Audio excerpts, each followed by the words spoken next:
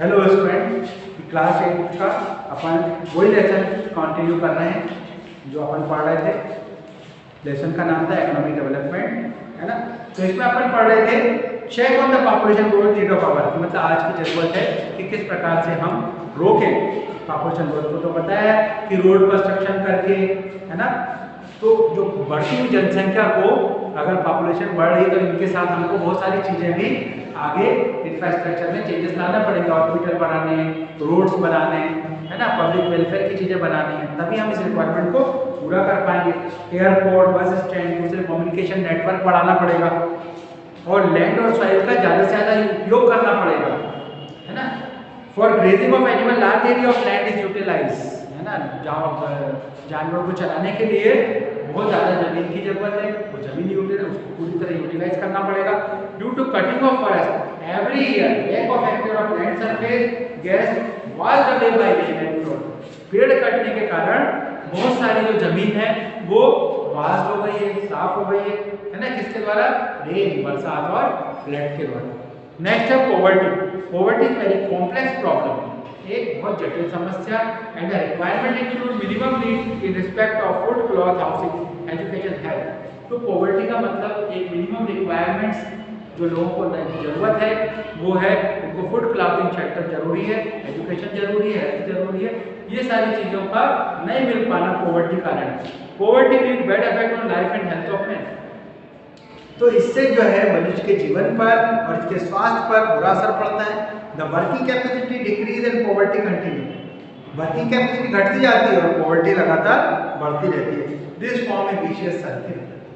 It may be possible that few people in your neighborhood do not get 2 times meal every day. Children are victim of malnourishment. आज आप देखते हैं कि बहुत सारे लोग हमारे पड़ोस में, उनको 2 समय का खाना, 2 वक्त की रोटी नहीं मिल पाती और चिल्ड्रन जो है, बच्चे जो हैं, मालन्यूरिशमेंट मतलब कुपोषण का शिकार, मतलब उनको जो फूड जो है प्रॉपर नहीं मिल पाता, सफिशिएंट क्लॉथ्स नहीं मिल पाते वेदर के हिसाब से। They have to go somewhere for livelihood, उनको अपना स्थान छोड़ के दूसरी जगह जाना पड़ता है। When they should come to schools, economist call this people victim of poverty. Economist कहते हैं कि ये सब जो है पॉवर्टी का शिकार है। And living below the poverty line, और ये गरीबी रेखा के नीचे कहलाएंगे। It is the duty of society and government to improve the condition and bring them above line of poverty. ये हमारे समाज का और हमारी सरकार का दायित्व है कि हम इसको पॉवर्टी लाइन के ऊपर लेके आए। The government first identify the person, सबसे पहले गवर्नमेंट उसको आइडेंटिफाई करे पर्सन को, and family below poverty line to provide card, और जो बिलो पॉवर्टी लाइन है उनको कार्ड प्रोवाइड करे। And second is to provide them employment so that they may be lifted above the, और उनको एम्प्लॉयमेंट दे ताकि जो है वो गरीबी लाइन रेखा से ऊपर उठे। थर्ड है अनएम्प्लॉयमेंट। अनएम्प्लॉयमेंट मीन्स बेरोजगारी। People work in various fields to earn their livelihood, fulfill their daily needs and future needs. लोग खेतों में काम करते हैं अपनी जीविका चलाने के लिए और अपनी फ्यूचर नीड मतलब आगे के भविष्य के लिए भी वो कुछ अपने भविष्य को सुरक्षित रखने के लिए काम करते हैं। A person who is not gainfully employed is called unemployed person. लेकिन ऐसा व्यक्ति जिसको एम्प्लॉयमेंट अच्छा से नहीं मिलता है तो वो अनएम्प्लॉयड पर्सन कहलाता है। In other words, unemployment is a situation in which person mentally and physically fit is willing to work for income but is unable to find it. कहने का मतलब है बेरोजगारी वो सिचुएशन, वो स्थिति है जिसके अंदर व्यक्ति मेंटली, मानसिक और फिजिकली मीन्स शारीरिक रूप से सक्षम है काम करने के लिए, लेकिन उसको जॉब नहीं मिल रही।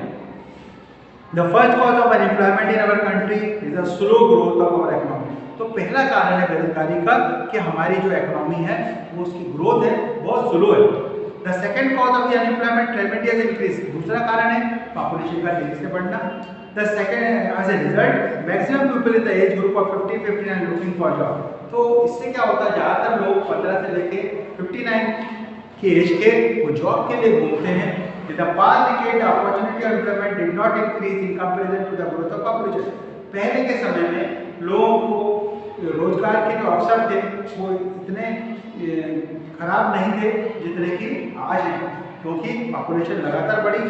Even the educated are unemployed in country and reason lies in their thinking. आज पढ़ा लिखा भी जो है वो भी अनएम्प्लॉयड लेबर है। काम उसको मिल नहीं रहा है। They do not want to take a traditional family proportion, वो पढ़ा लिखा होने के कारण अपने फैमिली प्रोफेशन को भी नहीं करना चाहता है। In fact there are not much employment facilities भी नहीं है, रोजगार के अवसर नहीं है गवर्नमेंट के द्वारा। And private sector to provide white collar employment to them are, कि एक सही काम सबको अच्छा काम मिल सके। The educated jobless people should concentrate on their traditional employment, जो एजुकेटेड जॉबलेस है, पढ़ा लिखा है लेकिन उसका जॉब नहीं है, तो उसको अपना ध्यान अपना ट्रेडिशनल जो उसका पारंपरिक रोजगार है उस पर लगाना चाहिए। The central government has pass the Gram Rozgar guarantee योजना बिल 2005, सेंट्रल गवर्नमेंट ने पास की योजना। Under this bill a provision has been made, इसमें ये प्रावधान दिया गया to provide 100% of every family 100-day job in very of 5 kilometre radius, उसको 100 दिन काम मिले जो कि उसके 5 किलोमीटर के दायरे के अंदर उसको काम मिलना चाहिए। This scheme will be in force in 600 district, और 2010 में ये स्कीम जो है 600 डिस्ट्रिक्ट 600 जिलों में चलेगी।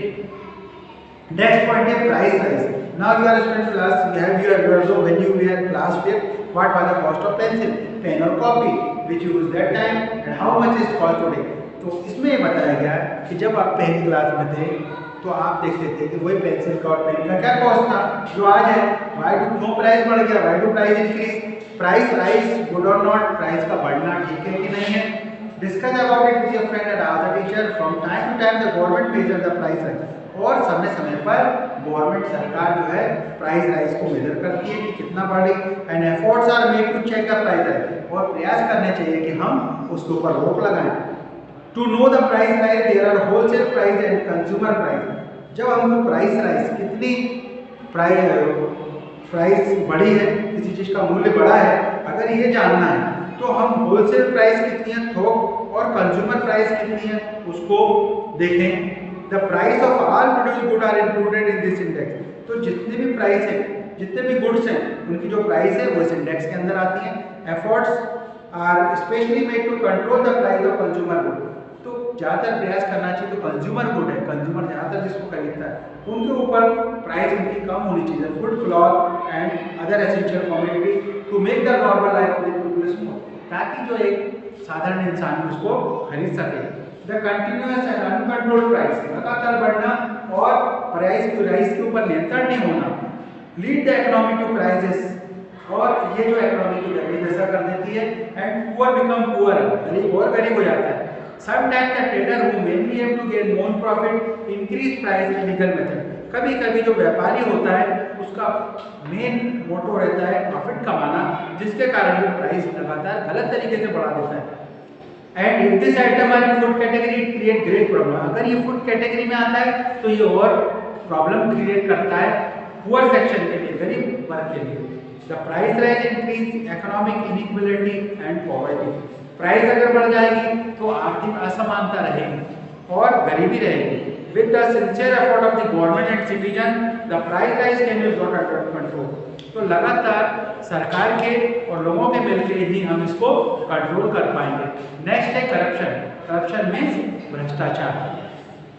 To get one work in favour people other pay money और other thing to a person और any agency is called corruption.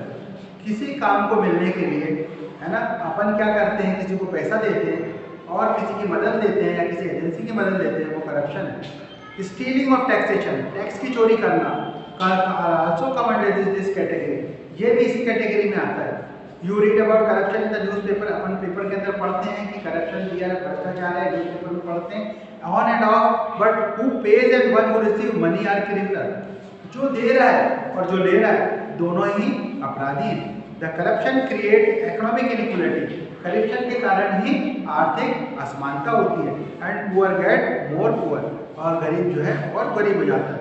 This corruption eat the root of progress, और ये जो करप्शन से भ्रष्टाचार है ये क्या करता है, जो हमारी प्रोग्रेस, जो हमारा विकास है उसकी जड़ को खा जाता है। The government has made rules and law to curtail corruption. Government को, सरकार को रूल रेगुलेशन बनानी चाहिए ताकि करप्शन कम से कम हो। The expensive election also are the cause of corruption. लगातार ज़्यादा से ज़्यादा खर्चा करते हैं हम चुनाव के ऊपर, ये भी कारण है करप्शन के। Beside the above issues the increase in the population has led to the pressure on open land in cities. इसके अलावा जो पॉपुलेशन जो बढ़ रही है उसका भी प्रेशर पड़ता है हमारी ज़मीन के ऊपर। Sometime historical building are used as good offices. कभी कभी जो हमारी ऐतिहासिक इमारतें हैं उनको हम सामान रखने के लिए यूज़ करते हैं और पब्लिक लाइब्रेरीज यूज़ कर लेते हैं। Sometime they are use dump board. कभी कभी हम पुरानी चीज़ों को डंप करने वाली बोर्ड्स को उसमें रख देते हैं। Children use it playground. बच्चों को प्लेग्राउंड के रूप में खेलते हैं। And sometime they are rare to the ground to make new construction. और इसलिए ज़मीन मिलना मुश्किल हो जाता है नए कंस्ट्रक्शन के लिए।